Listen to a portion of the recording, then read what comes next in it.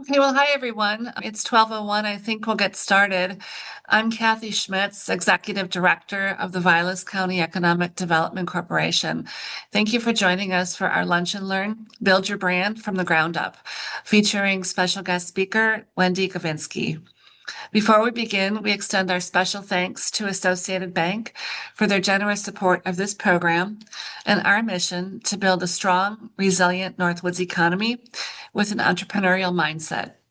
Now it's my great pleasure to introduce Wendy, founder and CEO of DSG Outerwear, a visionary entrepreneur who, from her basement, launched a company in 2010 that redefined women's outerwear and which is grounded in solid core values. Frustrated by the lack of stylish, well-fitting options for women in Wisconsin's outdoor culture, Wendy turned a problem into an opportunity.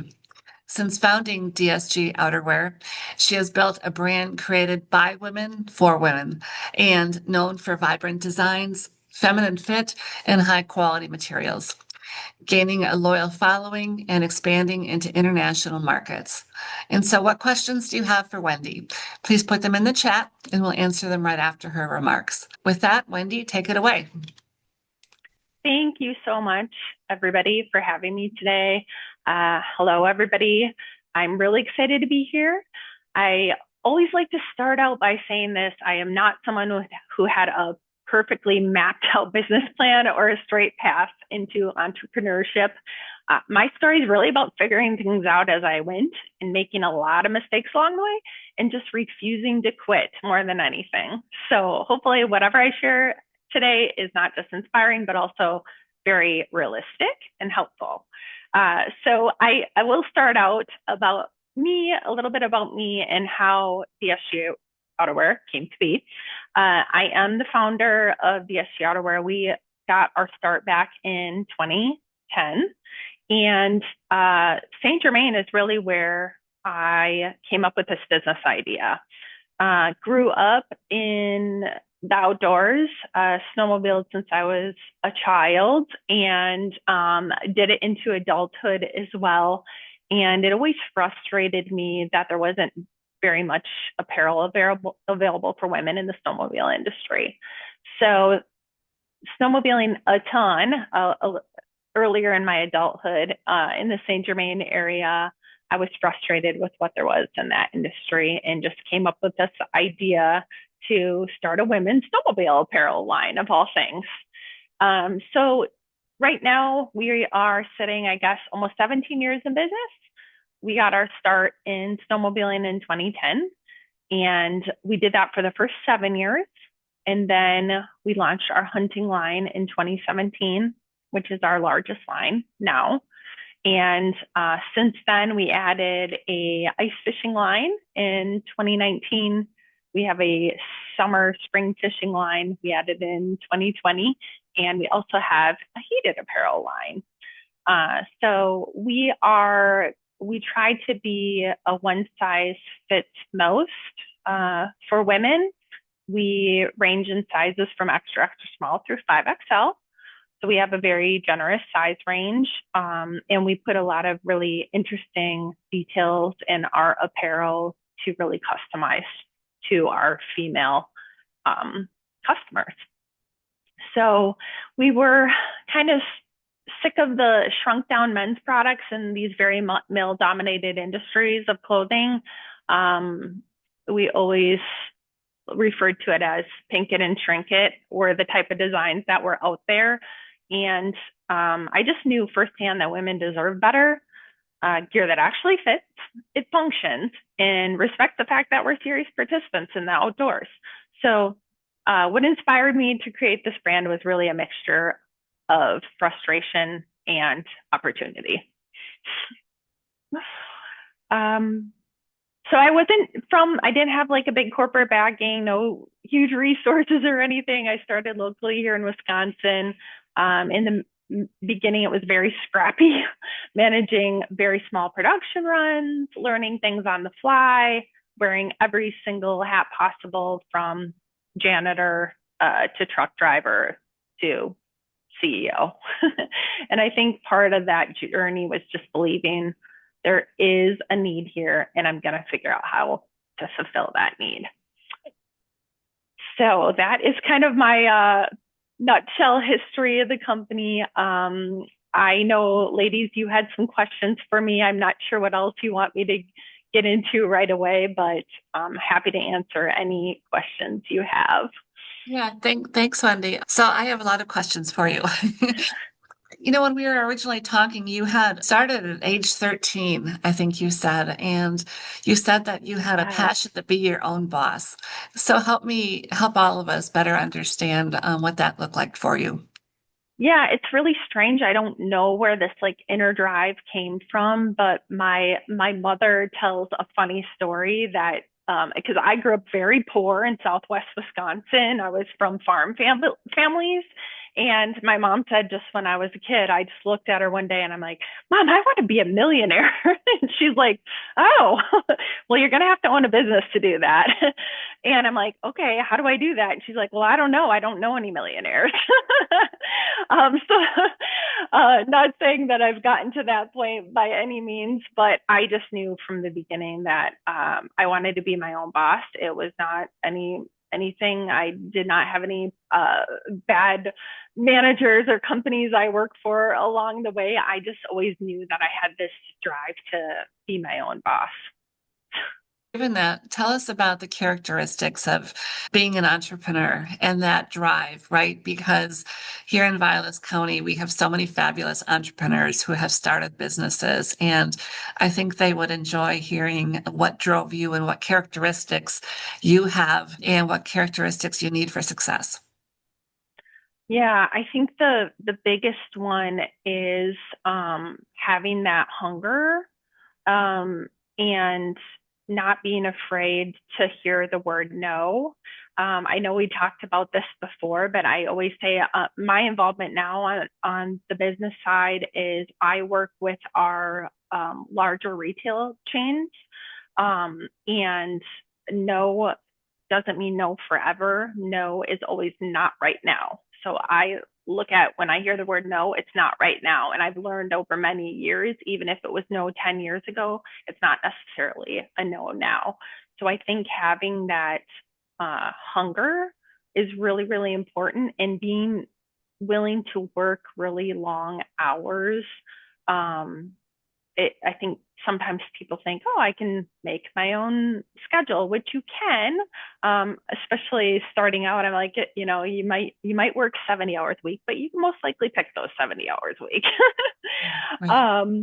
So the hunger, I think, is a big part of it, and then the other biggest factor is just having humility and being willing to put your ego aside and not being uh, getting offended really easily if somebody doesn't like your business. They don't like what you're selling. They don't like your brand. They don't like my apparel. That's okay, because I'm not trying to be a one size fits all. That's never going to happen with any business out there, but I would like to strive to be a one size fits most. I love that angle to that business. So, one of the main questions that we get in our office at the Vilas County EDC is, I need some help with financing, whether that be for grants or for loans, and how can you help us? So, you shared that you had started off with not much money. And so, how did you get started with your financing? I think again that when we were chatting, you mentioned about the importance of leveraging your resources. And so, can you comment on that? Yes, I can.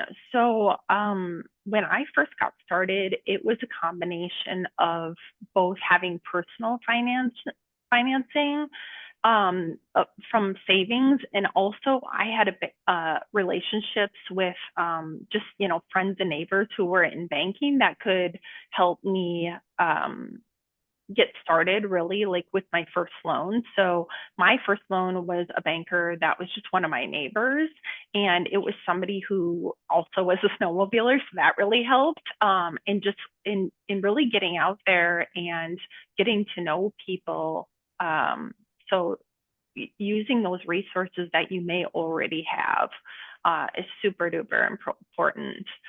And then typically it is, well, I should back up. It is getting harder and harder, I believe, to find lending out there. They're really cracking down more and more on it. And having that collateral too it just seems to be super important these days. I agree. It is reaching out to your colleagues, friends, family, acquaintances, and then, like Yeah. you said, having that collateral, having a home, having a car, thing like that is very helpful. So, when you wanted to launch this company, Wendy, what was something that was really risky that you did it, you made it through it, and it turned out to be just a fabulous turning point for you?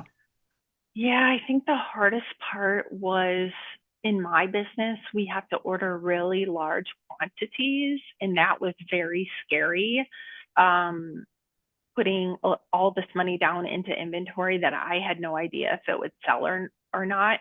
And honestly, the winter that we launched was one of the worst winters for snow that there's been in the last probably 2 decades.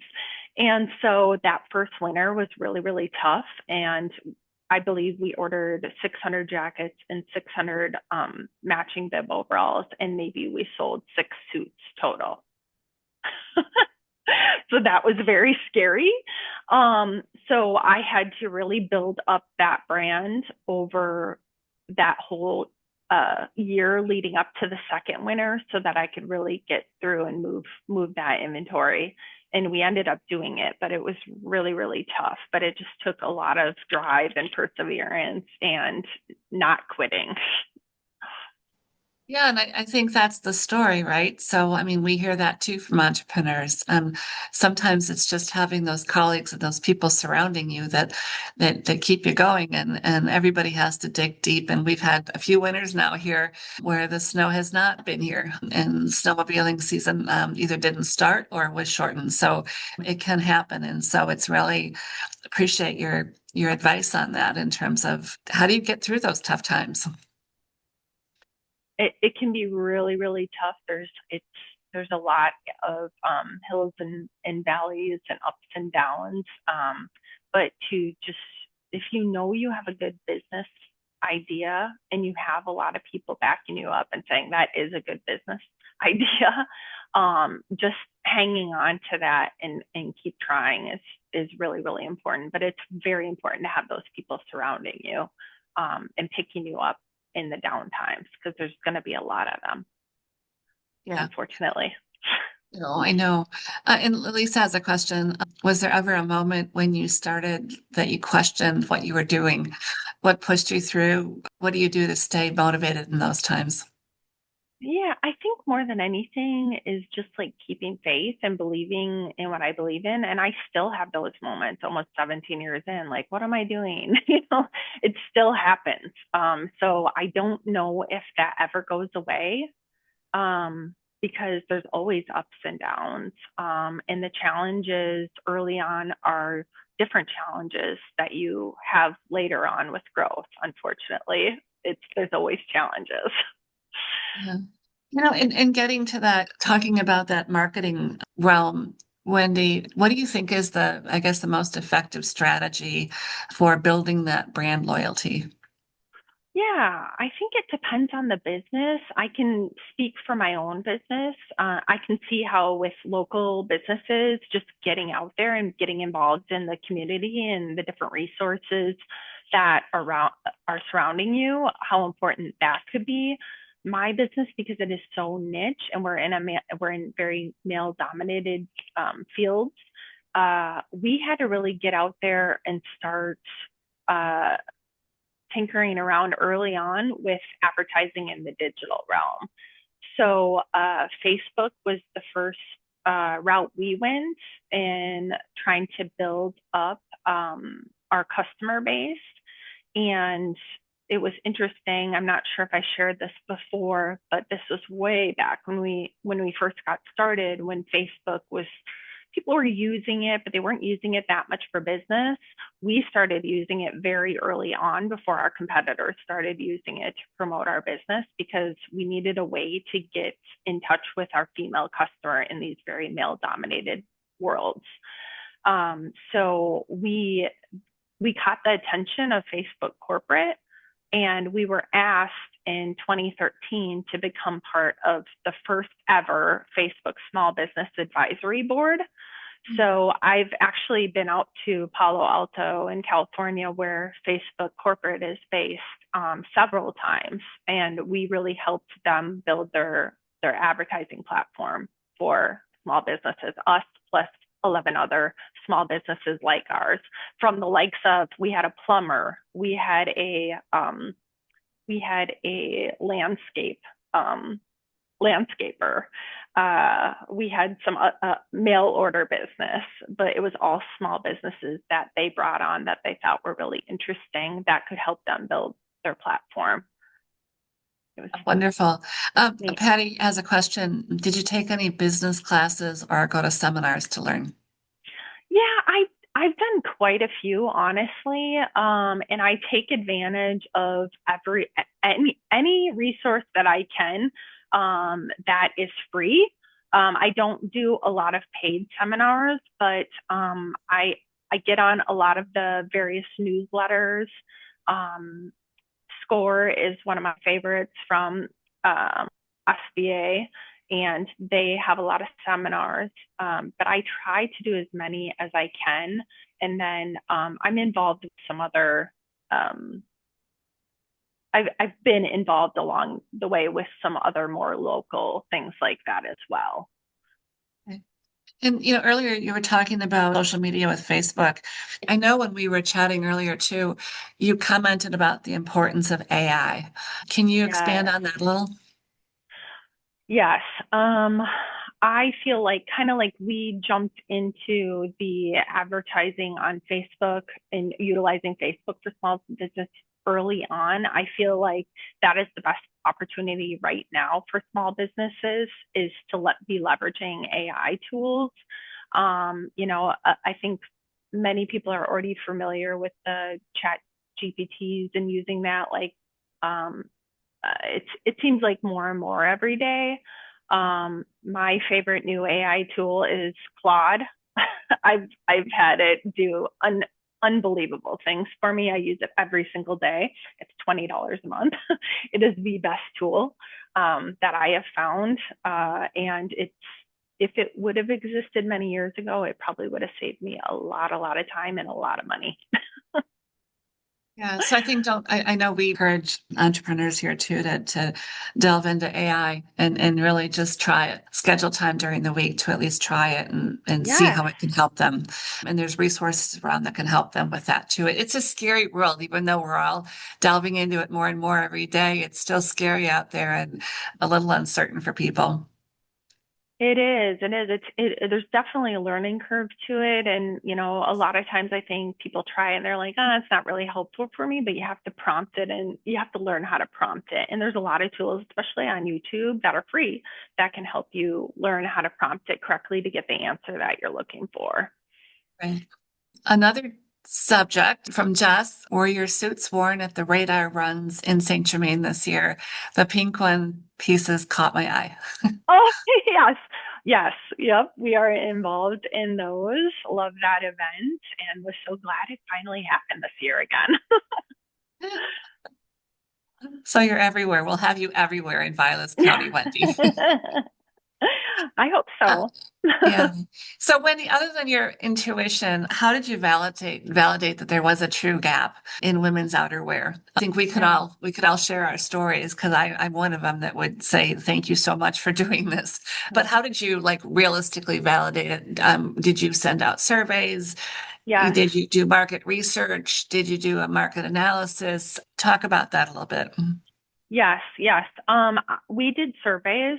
So the right out of the gates, we attended various trade shows, and we were tinkering with the idea. The first year, we just did like t-shirts. We put some graphic t-shirts together, had a very small trade show booth that we were selling product at. But more than anything, we were trying to gather information to make sure this was actually an opportunity. So we put surveys out there. We grabbed all the women we could to come to our booth, enticed them with a giveaway, a large gift basket that had various things in it, not just our own products. And and we got hundreds of surveys that first year because it, I wanted to make sure we were going down the right path. And this was actually a need and just not my own personal frustration. Yeah, so pretty informal, Very it's the way you informal. did it. Yeah. But Yeah. but There's a lot but better means important. to do it today. Yeah. Another question that I have for you, what kind of people do you intentionally surround yourself with now? And how has that improved your growth? Oh my gosh. Yeah. That is a great question. And I think a lot of it has to do with changes we've made in how we hire and what type of talent that we're looking for. Of course, I have my support system, my friends and family, who really believe in what we're doing. But I also have people on my team that also believe in the mission and what we're trying to accomplish. And I think the biggest change we've made as of recently, after some ups and downs with some staffing, is I don't know if anybody's ever heard of Ideal Team Player by Patrick Lencioni, but it's a wonderful book. And that is actually how we started evaluating people now. In the past, when I would get a resume, I would be looking for their experience level and what various experiences that they went through. But I learned that is not always the best way to go. And I am not affiliated whatsoever with Ideal Team Player, but I spoke about this earlier about myself. But we're looking for hungry, humble, and smart. And smart is not IQ smart; it is relation with fellow relationships with coworkers and teams. So it's a very team oriented mindset. And I've just found surrounding myself with people who don't necessarily have all the experience needed, but that are very trainable and they want to learn. They're very hungry to learn and easy to train is really worked out well for me. I think that's a great point because I think that that's a common theme that we share and that we find in our business owners here too in Vilas County that the skill level might not be there, but if you've got someone who's passionate and who wants to learn and could be a good team player, they'd be a great fit, Yeah, So absolutely. yeah. So given that, Wendy, what does success look like for you today? I mean, you had a dream back in 2010. Could you have even imagined where you are today? And what does that success look like today for you? Uh, um, well, I mean, it's ever evolving, and I have, there's always a new goal or there's a new idea. Um, but success to me is definitely making a difference. Um, I guess the best thing that I have seen in starting this business is just what I feel is the growth in these various industries that we represent. And I like to think we had a little something to do with that. By doing something as simple as giving women things to wear. So I think that is what success means to me more than anything else is I can sit back at the end of the day and know, I did help those numbers go up for women's participation because we've given women something, just a simple thing of their own, such as clothing in these sports. And how rewarding when you have someone like Jess who just chimed in and said, "Hey, loved your one piece suit, in Saint Germain." So people are paying attention and they're wearing your outfit. But So speaking of the end of the day, my question is always, and I get this a lot from entrepreneurs, you're working really, really long hours during the day. How do you, and we've done programming on this work-life balance. How do you balance your home life, your social, taking care of yourself during, an incredibly long, for example, winter season when you're so crazy busy? How do you balance the two? yeah, it is so difficult. And like I said, I'm almost 17 years in, and this is something I'm still learning. Um, I have like my right hand gal. She's really good about saying, "You got to stop working. You need to go. You need to get off email. You need to." I need that person in my head for me personally, saying like it's time to call it quits. Um, it is really hard.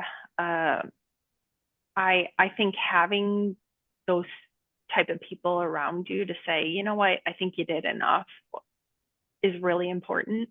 And also not being afraid to delegate work to other people. Delegate those things that you other people can handle. You don't need to be doing. There's certain things you do not need to be doing, and you have people that you can trust to take care of it instead. And also knowing your value and your worth. I've kind of put a price tag, like an hourly price on my time. And I think that's been really helpful. So if that is off balance, I know, okay, I can't handle this. I need somebody else to handle this. And talk about, you just mentioned the word values, and I opened up with that as well in my introduction for you. I really appreciate that you've got, core values listed on your website. So talk about the importance of any business identifying, what those core values are for that business and now specifically for yours. Yeah, I think it's super important, especially to keep your team aligned and on the same goals, is to have those values and missions that you can always go back to that. So if something goes awry, if you have, an employee who's out of line, you always have something to refer back to. Like, well, this is our value, this is our missions, that's not aligning with that. So it's just bringing you back to center when things go off the tracks. You always have something to bring you back to what your mission and values is. Why don't you share what yours are with everyone in case they don't know? Yeah, absolutely. So, our main mission in our line is to offer quality apparel to women to give them the confidence to participate in their sport. And we do this by supporting various like clubs, like snowmobile clubs is one that I can think of. We participate in like conservation efforts and that sort of thing. That is really, really important to us. Uh, so we want to get really involved where we can.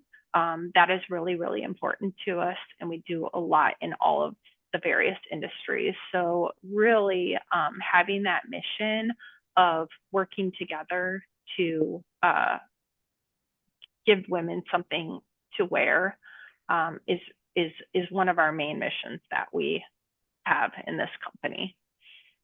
And you use the word we a lot. So when Yes, you first started, it was just you. How many staff do you have now? we have 9 full time. Yeah, and then we have Okay. some part timers too, and some contractors as well. Okay. And you have built from Wisconsin through the US and you have some international through Canada, correct? Yes. Okay. In terms of today, Wendy, what do you think is the biggest opportunity for women entrepreneurs out there right now? And I'll even broaden it out to Yeah. men and women entrepreneurs and business owners out there. What's the biggest opportunity out there? I guess first break it out by women alone and then broaden it. I think with and just my perspective, and I need to do this more on my own. Just this community of women and women helping other women, I definitely think there's some huge opportunity there. There's definitely, it seems to be opportunity with this AI and teaching other businesses how to utilize it in some way. I think there's some opportunity there. I thought if I had more time, I would probably do that myself. um, so I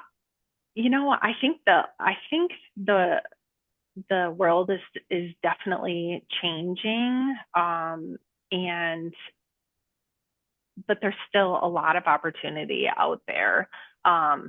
for small businesses. And I think people really do want to get back to shopping local. It seems like more than ever, that's really important to people. And being able to touch that fabric and Yeah, try it on and not have to go and continually send it back. right. Lisa has another question. Yes. Are you in any retailers? Yes, yes. We're in I believe around 800, it varies, retail doors throughout North America, the US and Canada. But some of the larger names would be like Bass Pro, Cabela's, Shields, um, L&M Supply, are some that I can think of that you'd be familiar with. You need to get into the Glick stores and some of the other I know. stores here in Vilas We've County and Oneida tried. County. Yes, we have tried. I would love to get into All right. Well, maybe we can help make some connections That for would you. be great. That would be great. I would love that. And so I don't know if everyone knows, but Wendy's husband, Travis, is opening up the new Manitowish Waters Ace Hardware this spring. And so Wendy comes from a very entrepreneurial family here. Do you want to talk about that? And will he be carrying any of your line in there? Well, he has a couple other stores, so I would imagine there's Right. going to be at least a small sampling in there. Yes. Right. So, I would think so. Yeah. Yeah. So everyone watch out for that. So, you're here today now, Wendy. So if you were starting all over again, what would your first 90 days look like that might be different than now than what you did back then? oh my gosh, yeah. I would be with AI. I would be using that. I would be using that to write a business plan, my forecast. I would have 3 to 5 years forecasted out. It would be a night and day difference. It's amazing what you can do with 5 minutes of your time. That would have taken 5 months of your time in the past. So I would start there, having a business plan, having a forecast, cash flow forecast, making sure your books are in order, but at the same time, don't worry about it too much, especially getting started, because they're going to get straightened out someday. But building it and selling is really the most important thing. Like getting out there and selling your product, selling your business, build up that business, and then the rest of it kind of falls into place. Have you ever had a moment where you questioned whether or not this was the right thing to be doing? And Yes, I can see from your reaction, yes. so many times. I can't even, I mean, maybe just even this week, like literally, I still question it all the time. Yeah, all the time. Yeah, almost 17 years. And I've always questioned, am I doing the right thing? Should I be adding this? Should I be removing this? Am I making the right decision? Is this the right color to add? Always questioning, but you have to really just, it's like a lot of trial and error, unfortunately, especially in a business like ours that we don't really have anybody to follow. We're kind of making our own path. So it's a little different. All right, I think that's a really good point that you're in such a competitive space out there, right?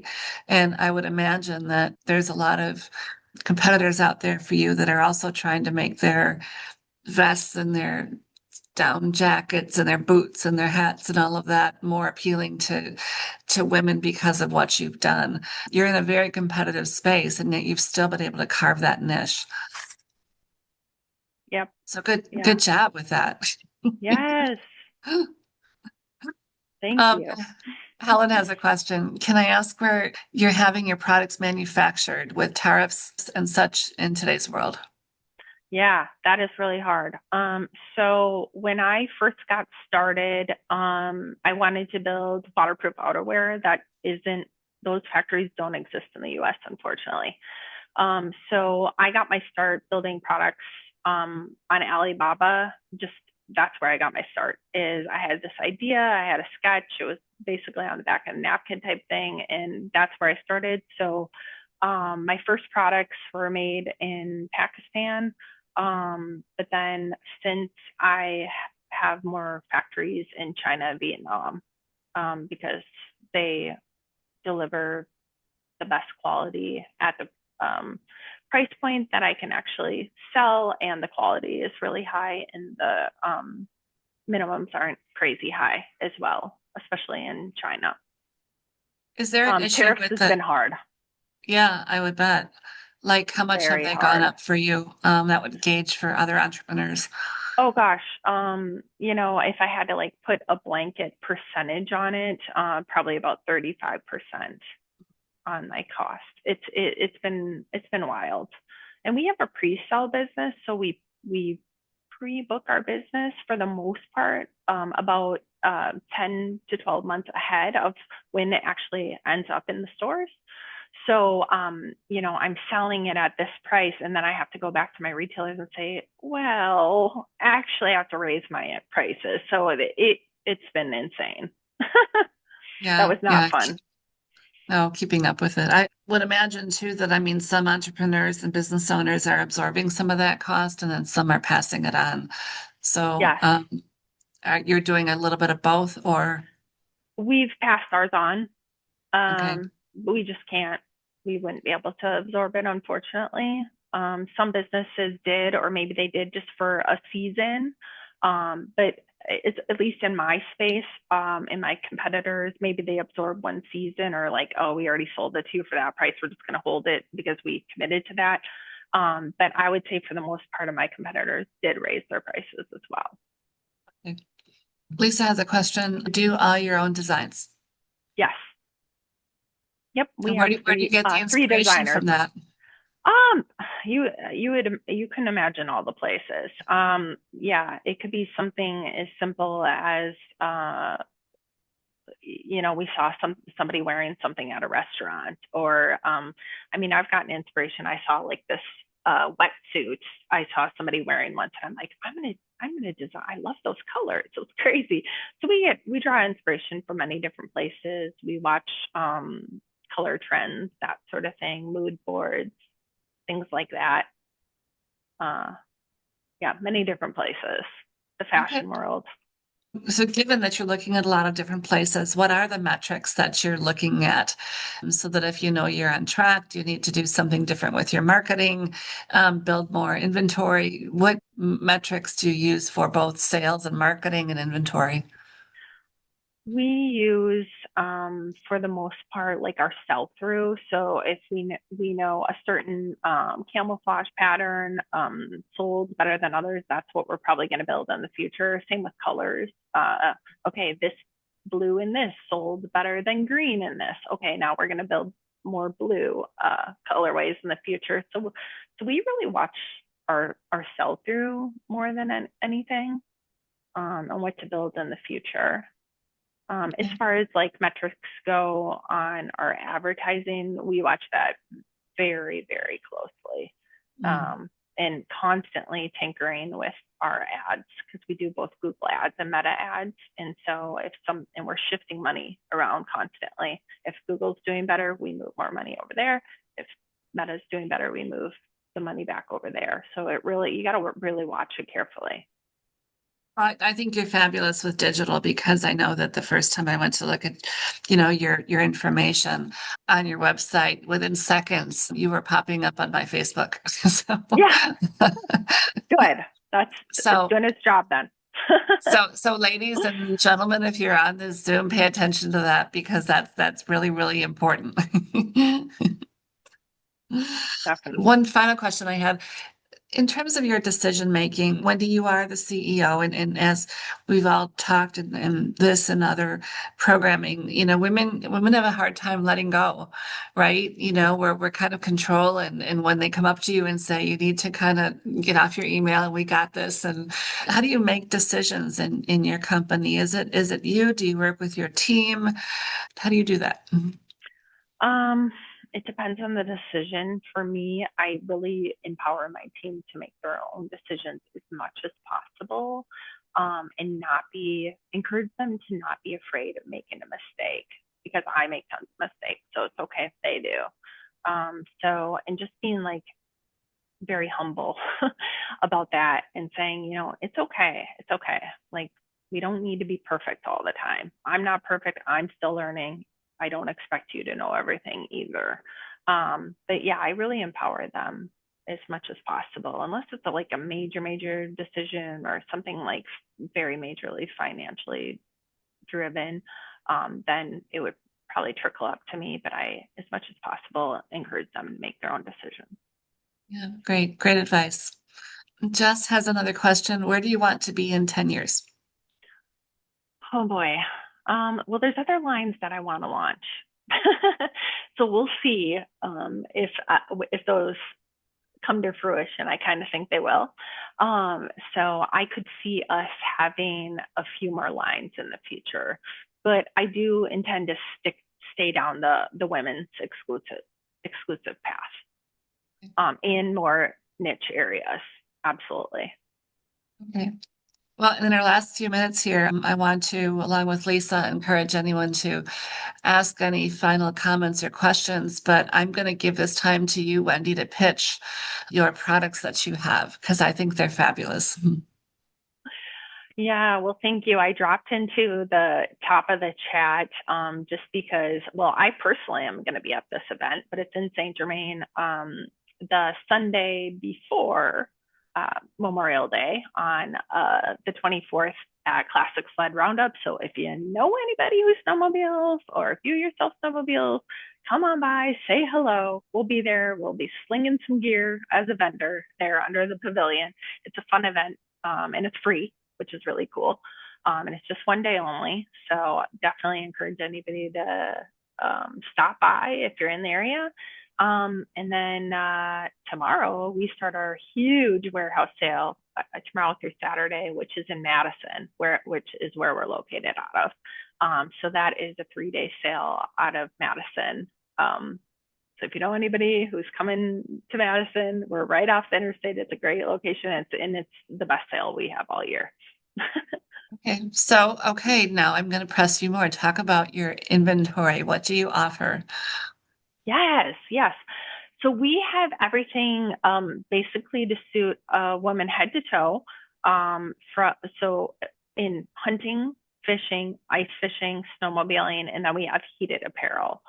So our specialty is outerwear. So we do the waterproof jackets, bibs, pants, but then we have everything in between, all the accessories, the hats, the masks, the gloves, boots, base layers. So really we have everything from head to toe, because most of our customers do want the whole outfit. Yeah, so you offer boots and gloves and hats and all that too? Yes. Okay, and all different kinds of colors, right? All different colors. Yes. Except for on the hunting side, that's camouflage. It's a little more boring. But on the fishing, the snowmobiling side, we have all different colors. Yes. Yeah, you don't want to stand out for those deer too much. So, No. No.